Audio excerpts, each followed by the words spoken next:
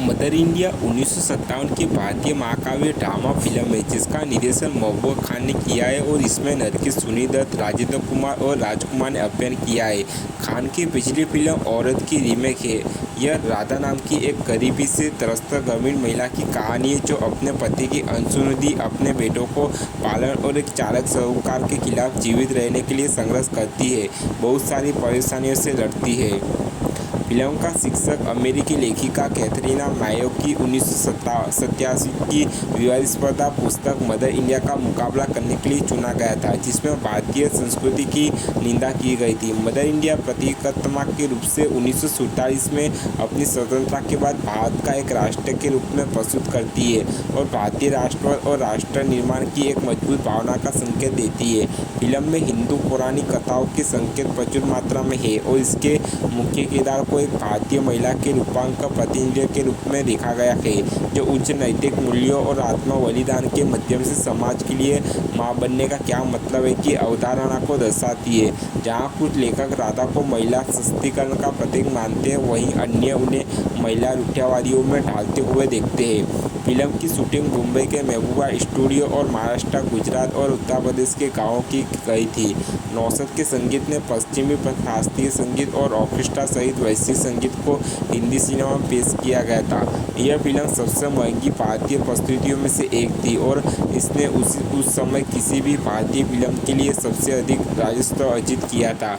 मुद्रास्फीति के लिए समझौता मदर इंडिया अभी भी भारतीय बॉक्स ऑफिस पर सर्वकालिक हिट फिल्मों में से एक है। इसे अक्टूबर 1957 में धूमधाम के बीच भारत में रिलीज किया गया था और इसकी कई हाई प्रोफाइल स्क्रीनिंग हुई थी, जिसमें राजधानी नई दिल्ली में एक स्क्रीनिंग भी समस्या थी, जिसमें देश के राष्ट्रपति और प्रधानमंत्री ने भाग लिया था। मदर इंडिया एक निश्चित सांस्कृतिक क्लासिक बन गई है और इसे भारतीय सिनेमा की सर्वश्रेष्ठ फिल्मों में से एक माना जाता है। साथ ही यह 1001 फिल्मों की सूची में शामिल होने वाली 3 हिंदी भाषा की फिल्मों में से एक है, जिन्हें आपको मरने से पहले अवश्य देखना चाहिए। फिल्म ने सर्वश्रेष्ठ फीचर फिल्म के लिए all India certificate of merit 1957 का फिल्म फेयर सर्वश्रेष्ठ फिल्म पुरस्कार जीता और नरगिस और खान के कमर से सर्वश्रेष्ठ अभिनेत्री और सर्वश्रेष्ठ निर्देशक का पुरस्कार जीता। इसे सर्वश्रेष्ठ अंतर्राष्ट्रीय फीचर फिल्म के लिए अकादमी पुरस्कार के लिए भी नामांकित किया गया था, जो नामांकित होने वाली पहली भारतीय फिल्म बन गई थी।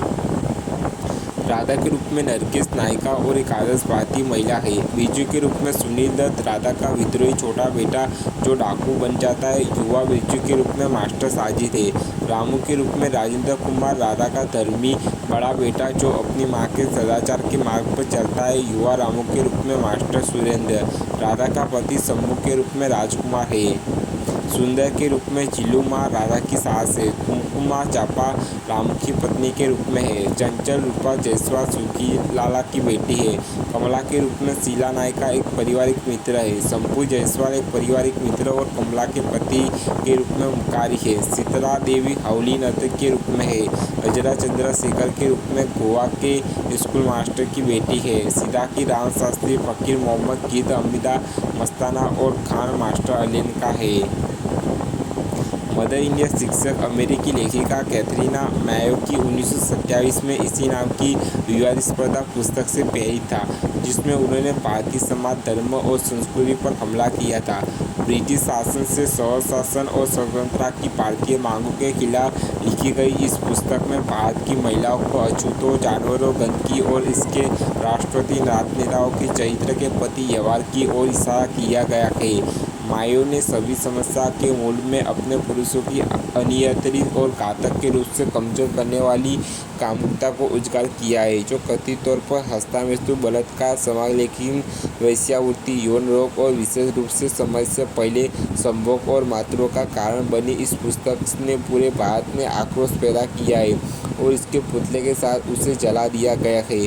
महात्मा गांधी ने इसकी आलोचना करते हुए कहा था कि यह देश के नालों को खोलने और उनकी जांच करने की एकमात्र उद्देश्य भेजी गई एक नाली निरीक्षक की रिपोर्ट थी, जिस पर रिपोर्ट की जाएगी। इस पुस्तक ने मैयो की त्रुटियों और भारतीय समाज के बारे में गलत धारणा को उजागर करने के लिए 50 से अधिक क्रोधित पुस्तकों और पुस्तिकाओं को प्रकाशित करने के लिए प्रेरित किया था, जो भारत के बारे में अमेरिकी लोगों के दृष्टिकोण पर एक शक्तिशाली प्रभाव बन गया है।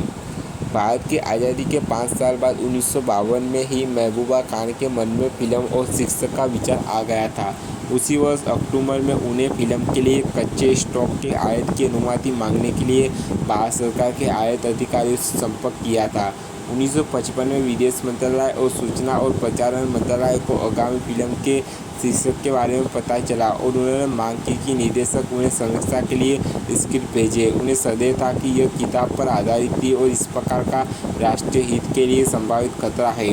फिल्म टीम ने 17 सितंबर 1955 को 2 पेज के पत्र के साथ स्क्रिप्ट भेजी, जिसमें कहा गया था, हमारी फिल्म प्रोडक्शन मदर इंडिया और मायो की किताब को लेकर काफ़ी भ्रम और गलतफहमी रही है। न केवल दोनों आशंका है बल्कि पूरी तरह से अलग और वास्तव में विपरीत है। हमने जानबूझकर अपनी फिल्म का नाम मदर इंडिया रखा है।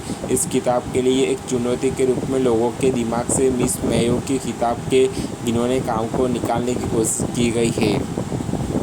खान अमेरिकी लेखक पाल सायरसा बाका और उसकी पुस्तक द गुड अर्थ और द मदर से प्रेरित थे। उन्होंने सिरेनी फ्रैंकलिन द्वारा निर्देशित फिल्म द गुड अर्थ भी देखी थी।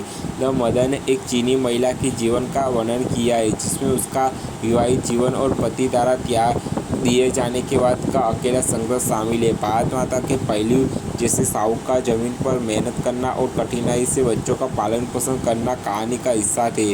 खान ने मूल रूप से अपनी 1940 की फिल्म औरत और मदर इंडिया का मूल्यांकन थी बनाने में इन प्रभाव का सहारा लिया था। खान ने प्रोडक्शन कंपनी नेशनल स्टूडियो से औरत के अधिकार 35 लाख से अधिक शेयर खरीदे थे।